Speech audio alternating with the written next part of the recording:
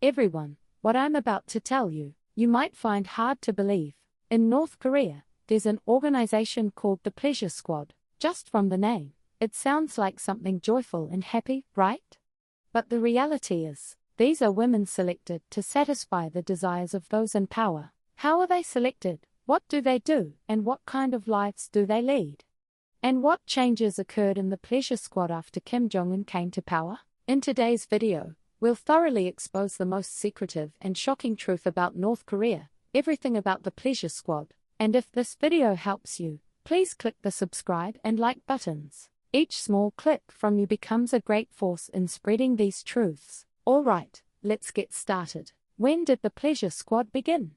Surprisingly, the system started during Kim Il-sung's era. Initially, it began under the name Longevity Group. Literally, it was under the pretense of praying for Kim Il-sung's health and long life. But beneath that, the real purpose was to satisfy the private desires of high-ranking officials. During Kim Il-sung's era, there was at least a superficial justification of artistic activities. But when Kim Jong-il took over, the situation changed completely. Kim Jong-il utilized the Pleasure Squad as a key tool for maintaining his power. The selection process itself is shocking. Every year, special selections take place at schools across the country. Party officials visit schools and conduct physical examinations of girls aged 13 to 16. Yes, you heard that right. Girls in their early to mid-teens are stripped naked and examined. Height, weight, skin condition, facial features, even breast size and body proportions are measured. What was the most important condition?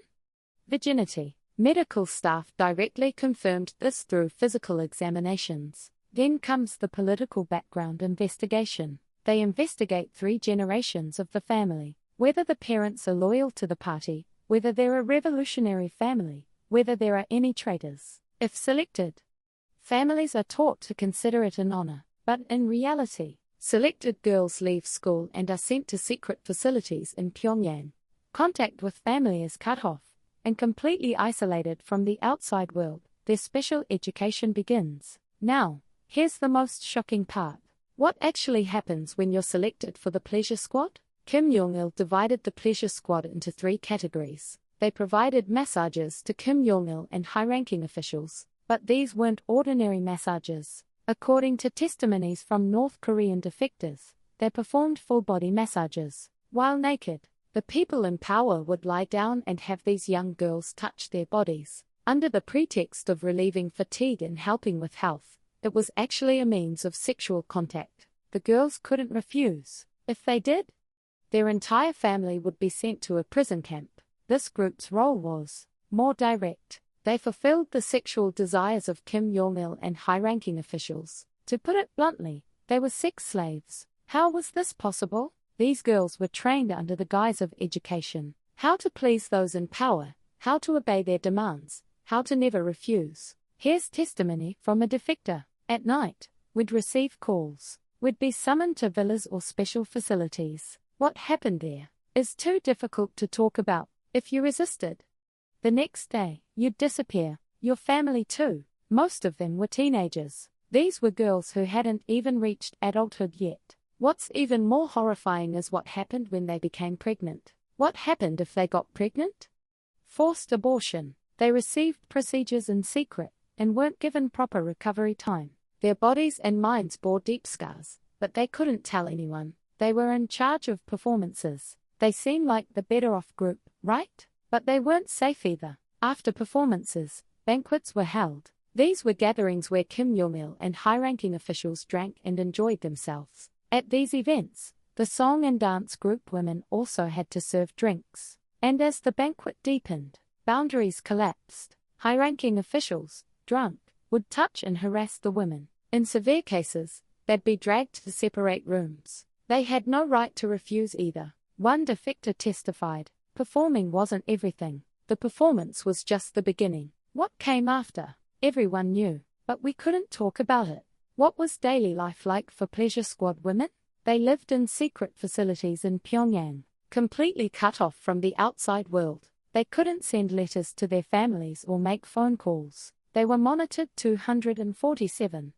Security guards followed them everywhere. Escape was impossible. The waiting time was said to be the hardest. They had to wait, never knowing when they'd be called. There was no day or night. Calls could come at 2 a.m., 3 a.m., and when called, they didn't know what would happen. Would it be a simple massage? Would sexual services be demanded? Would there be violence? The psychological suffering was beyond imagination. One defector said, "I had nightmares every night. I wanted to run away, but there was nowhere to go. I endured thinking of my family. If I ran away, my family would die." So what happened to the lives of women selected for the pleasure squad? Most retired at age 25. What happened after retirement? There were largely three paths. First, forced marriage. They were ordered to marry men designated by the party. Most were bodyguards or security officers of high-ranking officials or military officers. There was no choice. When the order came to marry this person, they just had to comply. After marriage, they were pressured to become ordinary housewives. They were warned never to speak about their past. But the husbands mostly knew their wives' pasts, and many used that to abuse their wives. Second, provincial exile. Some were expelled to the provinces, to rural villages far from Pyongyang. There they had to live under surveillance, along with warnings never to reveal their past. This was the most horrifying path. Women who knew too many secrets about those in power, or women who caused problems, disappeared. They were sent to political prison camps or suddenly went missing one day. Even their families didn't know where they went. Here's testimony from a defector. "One day, a woman I was with disappeared, without a word. The next day we were warned not to ask about her. That was the last time." In 2011, Kim Jong-il died and Kim Jong-un seized power. As soon as he took power, Kim Jong-un made a bold decision. He massively purged his father Kim Jong-il's pleasure squad. Why? It was a matter of trust. The women from Kim Jong-il's pleasure squad knew too many secrets. Kim Jong-un judged that they could be a threat to him. So what did he do? A large-scale cleanup began. Some were forcibly married, some were exiled to provinces, and some were sent to camps. And he selected a new pleasure squad. This time, he filled it with his own people. In this process, Kim Jong-un actively utilized his wife, Ri Sol-ju. Ri Sol-ju was formerly from the Unhasu Orchestra. She was deeply involved in selecting and educating new women, utilizing her connections in the arts world. The result was the Moranbong Band. The Moranbong Band was founded in 2012.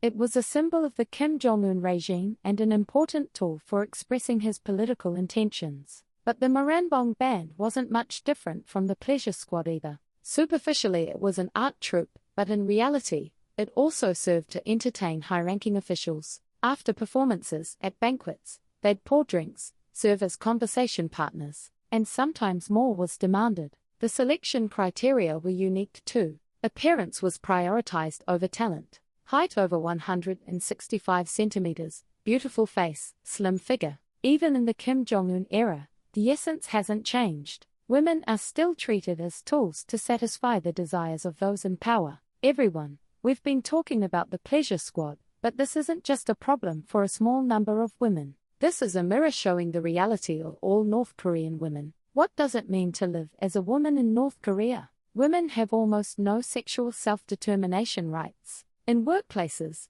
sexual harassment and sexual violence are rampant. According to testimonies from defectors, even if sexually harassed by a workplace superior, there's nowhere to report it. Instead, they blame the victim, saying it's because you weren't careful. Married women are the same. Domestic violence and sexual violence are routine, but hardly anyone recognizes these as problems. The pleasure squad system is merely an extreme expression of this culture. The entire North Korean society has an underlying view of women as sexual objects. One defector woman said, "When I was in North Korea, I thought it was normal. I thought that's how women were supposed to live.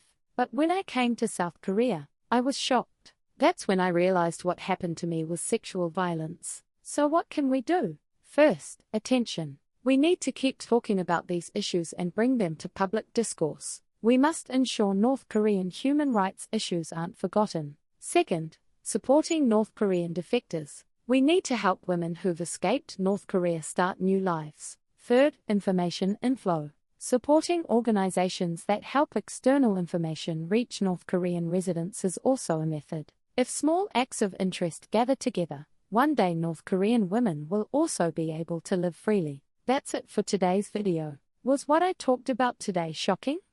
But this is actually happening in North Korea at this very moment.